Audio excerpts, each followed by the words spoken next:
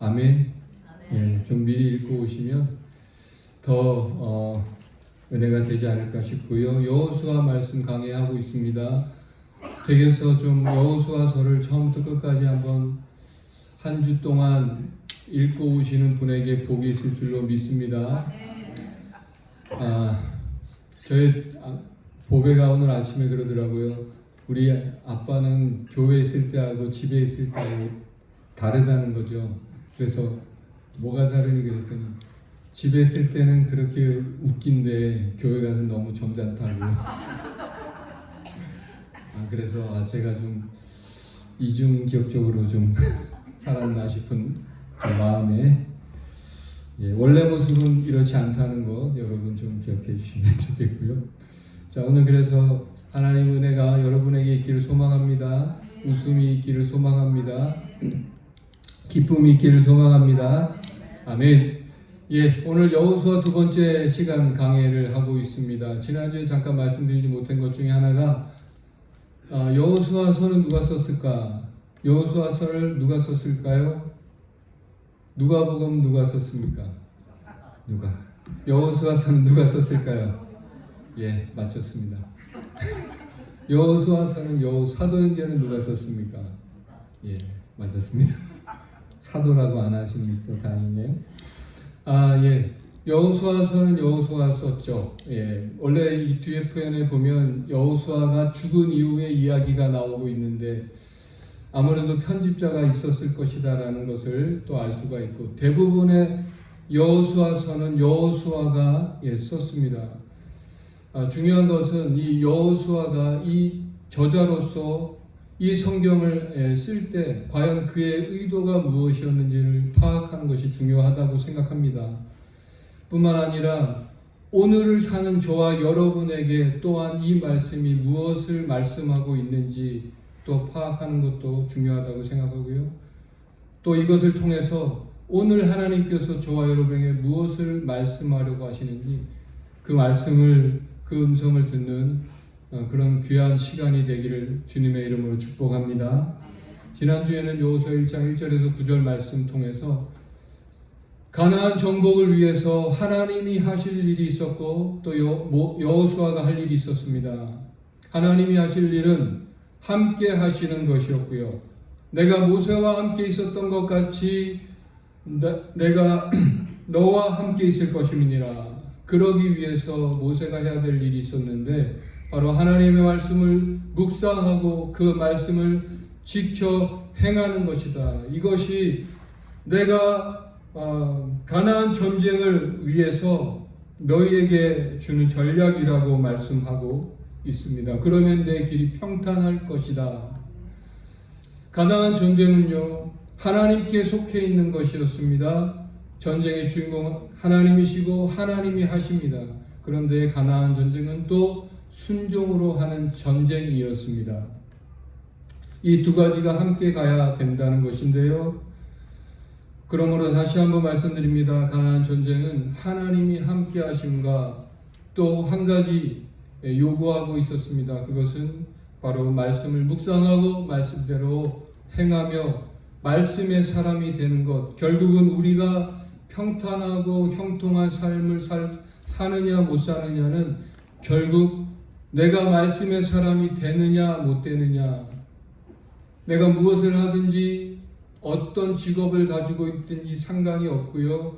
내가 하나님의 말씀의 사람이 되느냐 안 되느냐, 될 때 복 있는 사람이 될 것이요, 지경을 넓혀주시고 영향력 넓혀주시는 그러한 삶을 살 줄로 믿습니다. 그래서 시편 1편의 주제도 시편 1편이라고 말씀드렸죠. 복 있는 사람은 여호와의 율법을 즐거워하여 그 율법을 주야로 묵상하는 자로다. 저는 시냇가에 심은 나무가 시절을 젖어 가시를 맺으며 그 잎사귀가 마르지 아니함 같으니 그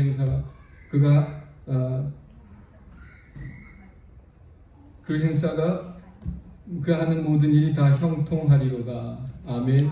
이런 복을 받는 줄로 믿습니다. 강해설교의 대가이신 김서택 목사님이란 분이 계시고요. 그분이 쓰신 책 중에 살아있는 말씀, 살아있는 교회라는 책, 오래전에 제가 가지고 있는 책인데요. 이분이 이제 작년 10월에 올해 또 25년의 목회를 은퇴를 하셨더라고요. 아름답게 은퇴를 하셨는데요. 이분이 이런 말을 하셨습니다. 책에서 목사가 말씀 하나만 붙들고 죽어야 한다.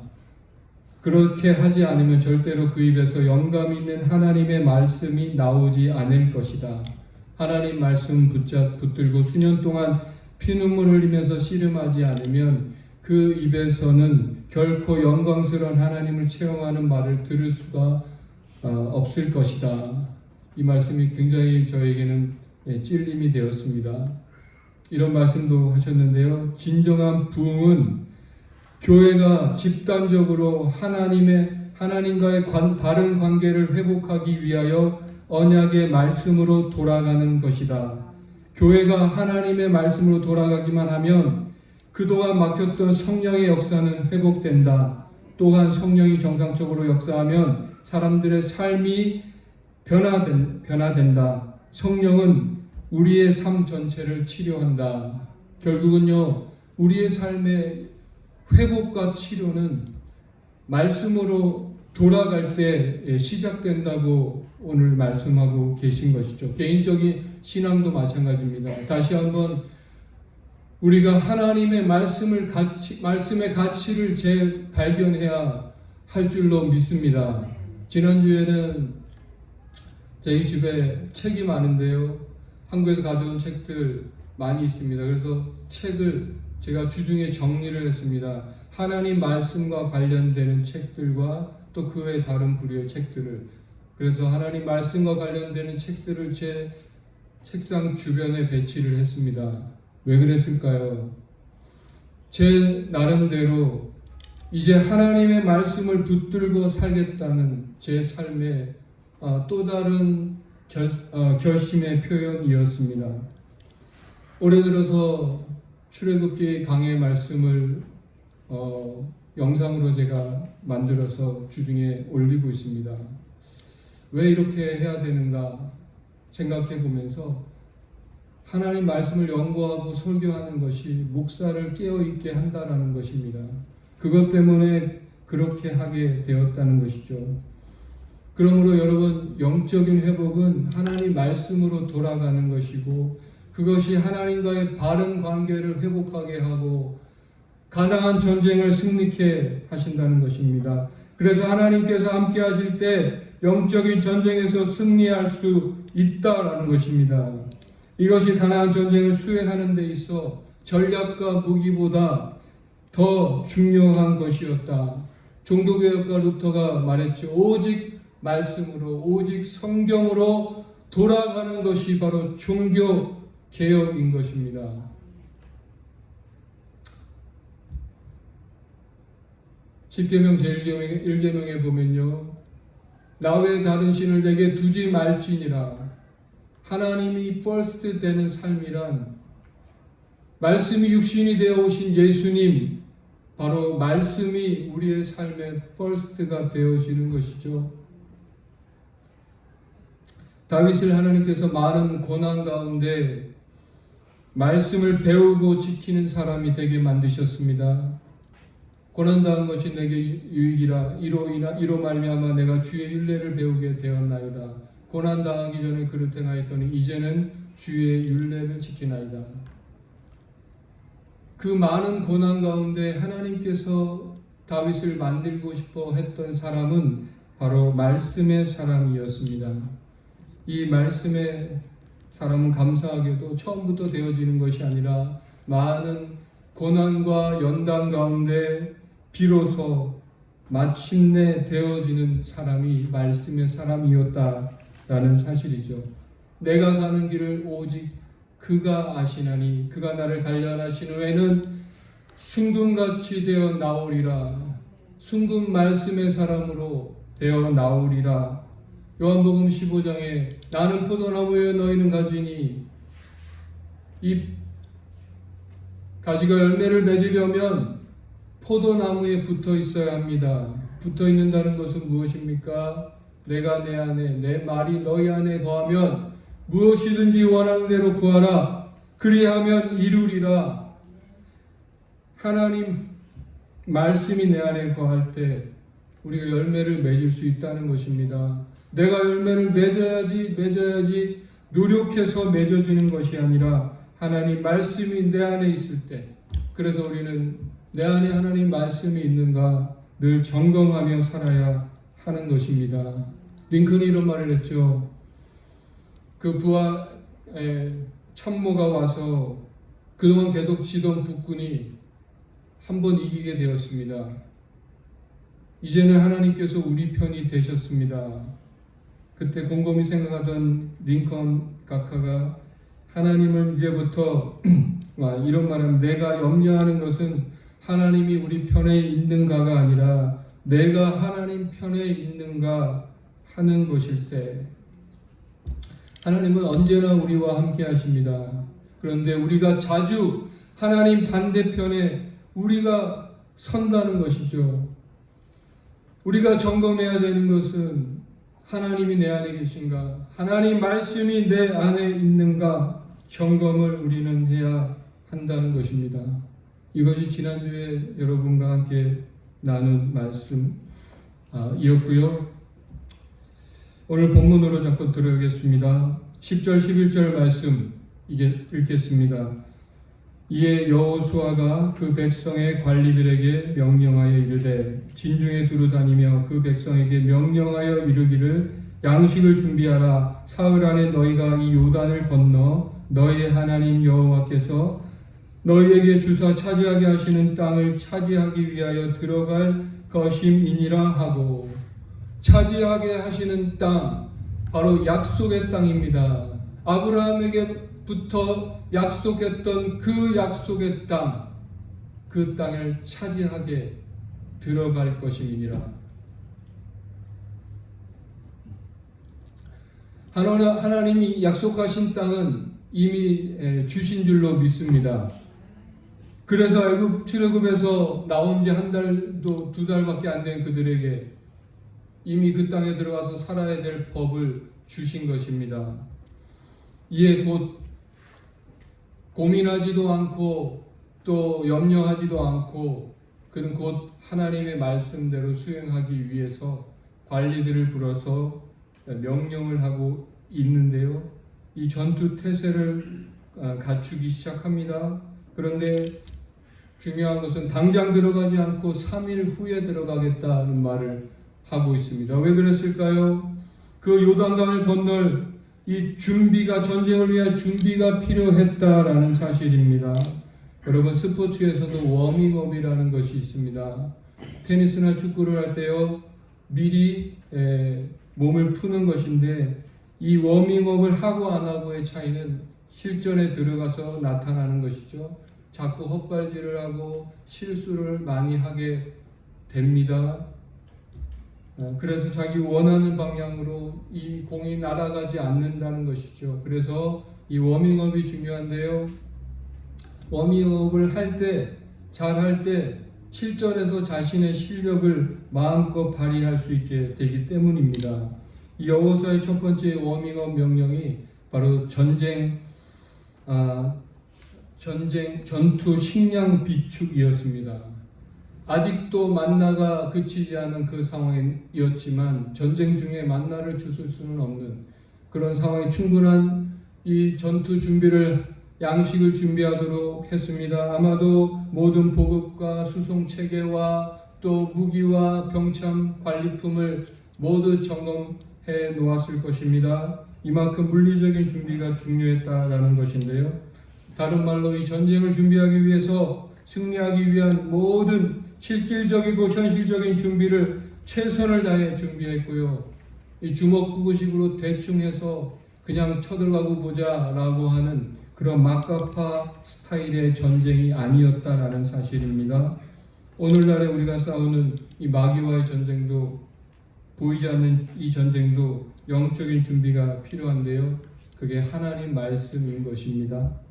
이 양식을 충분히 준비해야 하는 것이죠. 전쟁을 하는 동안에 이 양식이 떨어지면 안 됩니다. 그래서 미리 충분히 준비를 해야 영적인 전쟁에서 승리할 수 있습니다.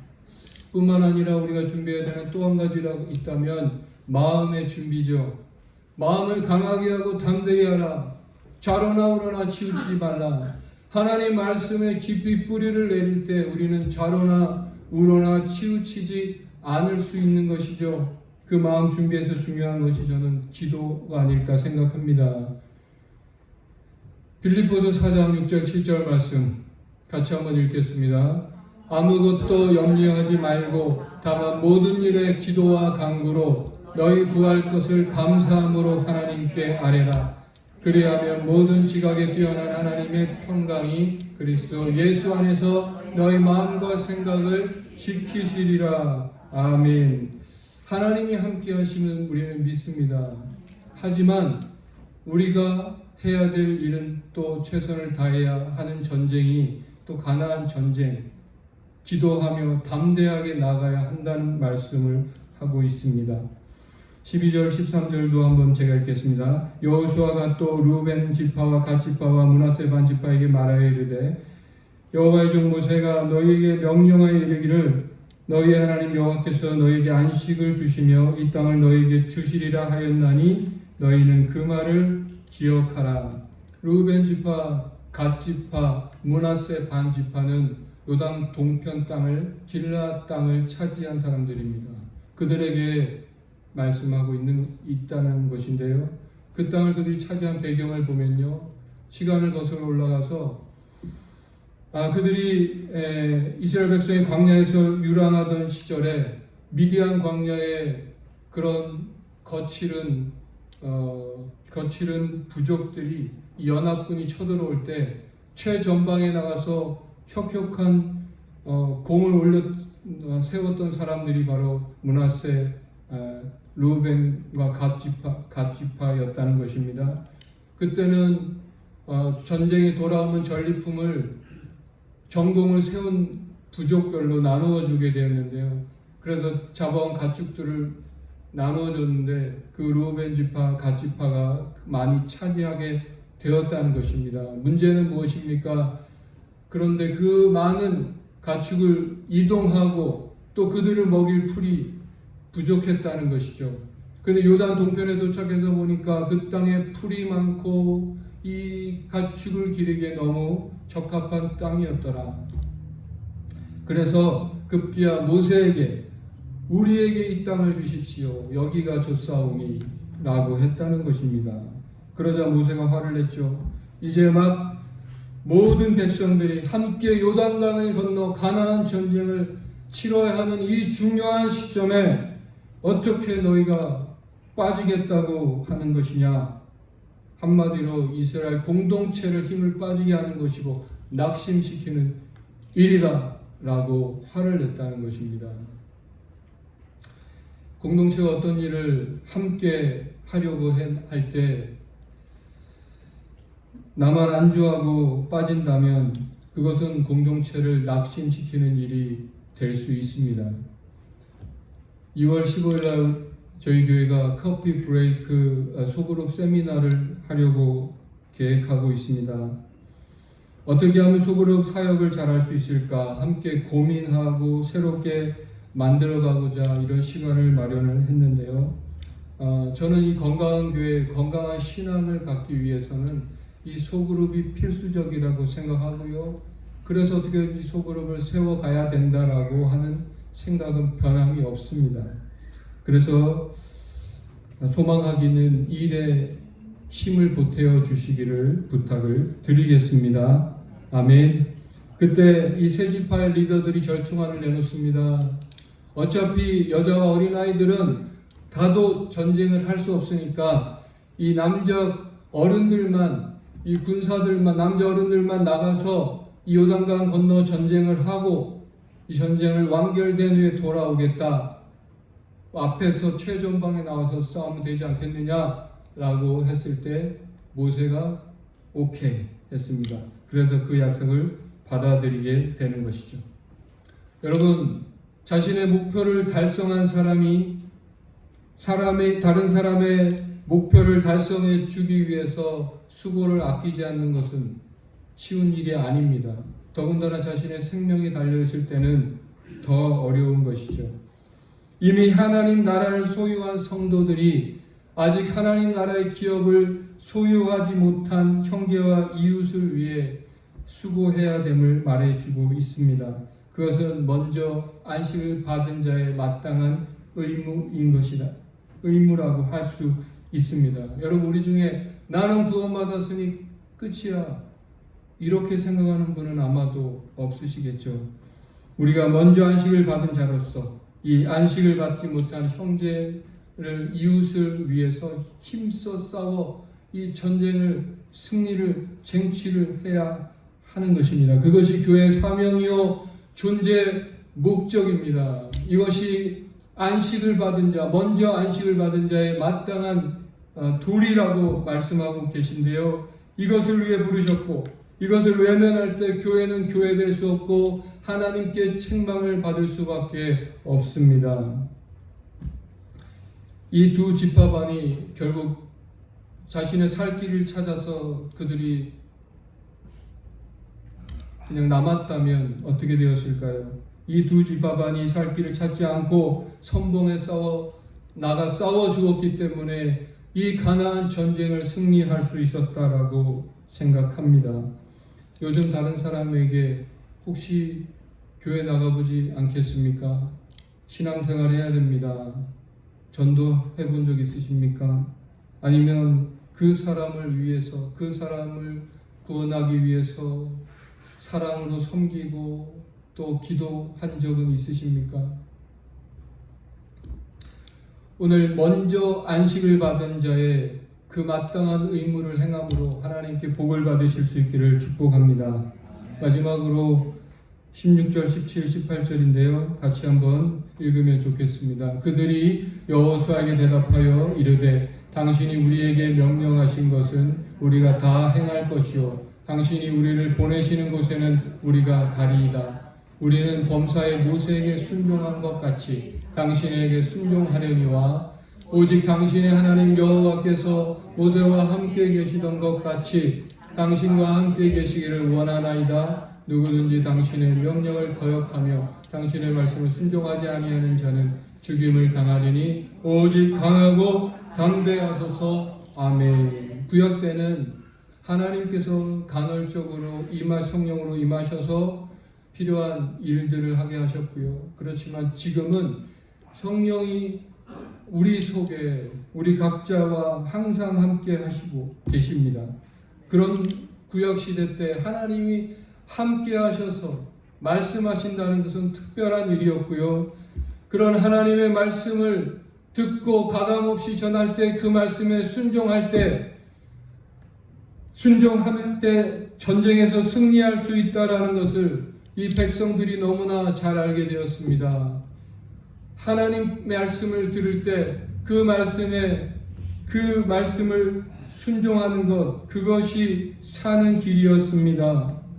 이것을 잘 알았던 그들은 여호수아의 명령을 순종하겠다고, 절대 순종하겠다고 거듭 강조하고 있다라는 것이죠.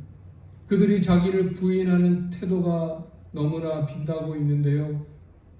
마치 예수님의 제자처럼 나를 따르려고 하는 자는 자기를 부인하고 자기 십자가를 지고 나를 따르지니라.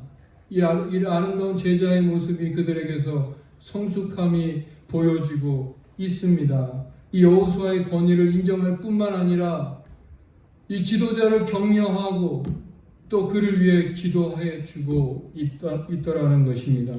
바로 이러한 분위기가 바로 가나안 전쟁을 승리할 수 있었던 또 다른 이유였다라고 성경은 기록하고 있습니다. 이제 모세가 없는 상태에서 이 신참 지도자에게 모든 것을 걸어야 했다라는 것인데요. 이 리더자와 따르는 자의 신뢰가 있을 때 전쟁을 승리할 수가 있습니다. 도둑질도 마음이 맞아야 한다는 말이 있는데요. 하나님 일도 마음이 맞아야 할 수가 있는데요.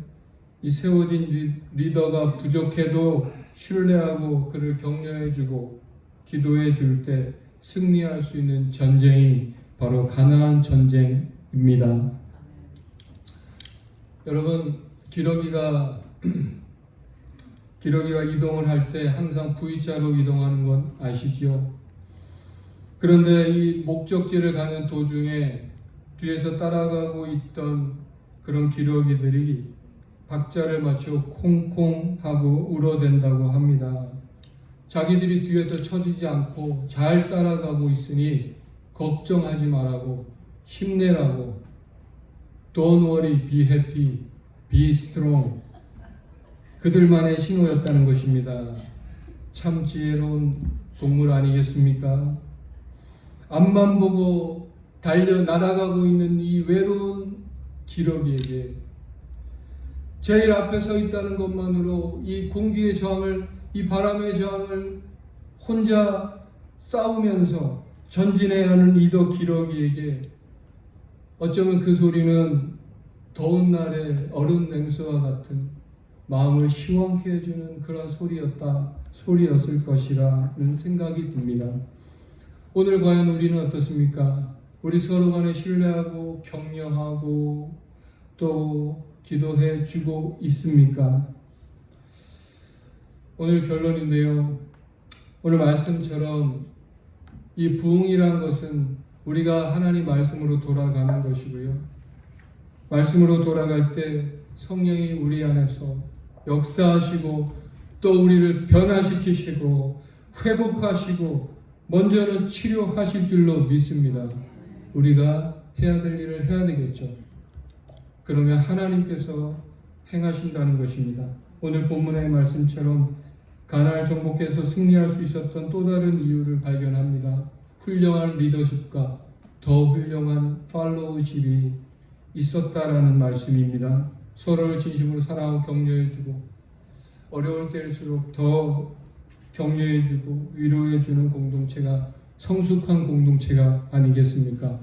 이런 공동체가 되어질 때 어떤 전쟁이라도 어떤 가나안 전쟁이라도 승리케 하실 줄로 믿습니다. 아멘. 그런 은혜가 저와 여러분에게 영광과 있기를 다시 한번 주님의 이름으로 축원합니다.